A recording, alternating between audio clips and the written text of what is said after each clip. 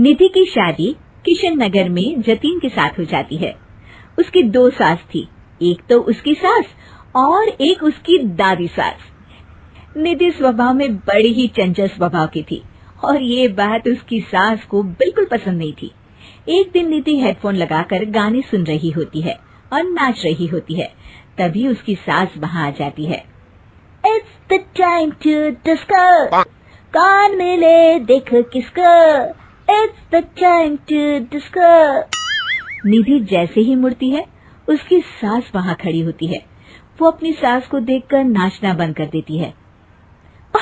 Mummy जी, मैं ना बस थोड़ा। नहीं नहीं बहू, और नाचो, पूरे दिन रात एक कर दो प्रैक्टिस में। क्या है ना, तुम्हें तो डांस इंडिया डांस में जाना है ना। Dance India dance? नहीं नहीं मम्मी जी, वो तो मैं बस ऐसे ही। हाँ हाँ पता है, तुम ऐसे ही ठुमके मार रही हो, नाश्ता तो बना नहीं है अब तक। ओह बस मम्मी जी, मैं जा ही रही थी बनाने। तभी वहाँ निधि की दादी सास आ जाती है। अरे बहू, जरा मेरे कमरे में तो चल, मेरा चश्मा नहीं मिल रहा है। माँ जी, चश्मा मिलेगा भी कैसे, वो तो आपने अपने सर पर लगा रखा है। भूल गई थी मैं। सास वहाँ से चली जाती है और दादी सास निधि की तरफ देखकर मुस्कुराती है और आंख मारती है। अगले दिन निधि टीवी देख रही होती है। तभी वहाँ उसकी सास आती है और कहती है, बहू ये क्या, दिन भर टीवी के सामने अपनी आंखें खराब करती रहती है तू। मम्मी जी, वो कोई काम नहीं था तो मैंने सोचा कि टीवी ही देख लूं।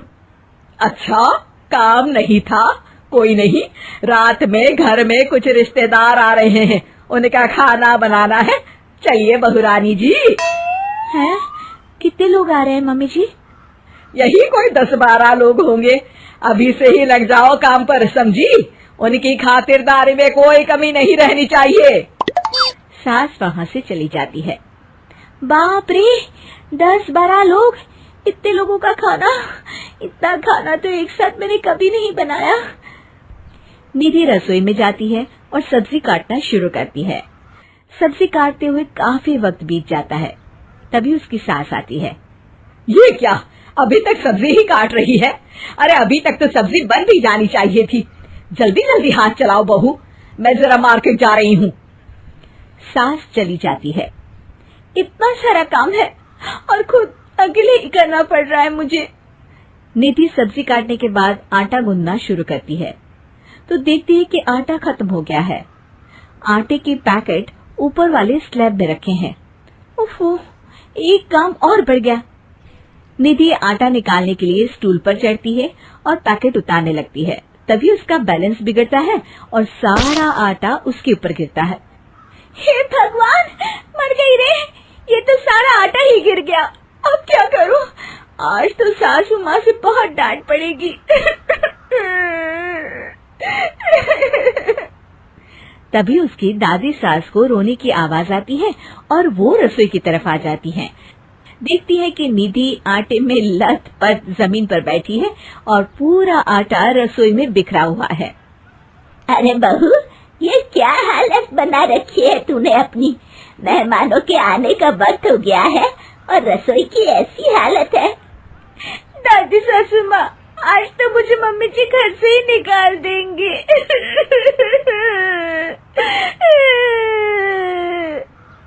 ओफो, रोना बंद भी करो और जल्दी से सफाई शुरू करो। चलो, खाना मैं बना देती हूँ। निधि सफाई में लग जाती है और दादी सास झटपट सारा खाना बना देती है। रात में सारे मेहमान खाने पर बैठते हैं। लीजिए ना, आज तो सारा खाना हमारी बहू ने बनाया है। सब खाना शुरू करते हैं। कैसा लगा आप लोगों को बहू के हाथ का खाना? खाना तो बहुत ही अच्छा बना है। हाँ हाँ, और ये पालक पनीर तो बहुत ही अच्छा है।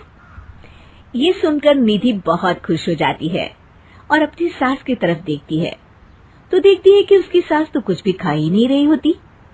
अरे मम्मी जी, आप लीजिए ना, मैं परोसती हूँ आपको। ये लीजिए पालक पनीर और ये लीजिए रोटी। सास जैसे ही खाने का निवाला खाती है तो अपनी बहू की तरफ देखती है कैसा बना है खाना मम्मी जी? सास दादी सास की तरफ देखती है। अब बहुत अच्छा खाना बना है। दादी सास समझ जाती है कि उसकी बहू को पता चल गया है कि खाना उन्होंने बनाया है, और निधि ये सोचकर घबरा रही होती है कि अब उसकी सास उसका क्या हाल करेगी। सारे मेहमान चले जाते हैं। बहू, तुम्हें शर्म नहीं आती? सारा खाना तुमने सासू माँ से बनवाया? नहीं मम्मी जी, वो दरअसल आटा। तभी दादी सास वहाँ आ जाती है और निधि की बात काटते हुए कहती है, अरे बहू, मेरी थोड़ी सी तबीयत ठीक नहीं लग रही, तू जरा डॉक्टर को तो बुला दे। अरे सासू माँ, क्या हो गया आपको? चलिए कमरे में आइए आप।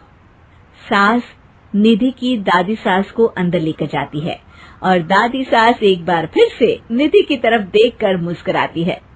दादी सास ने मुझे फिर से बचा लिया।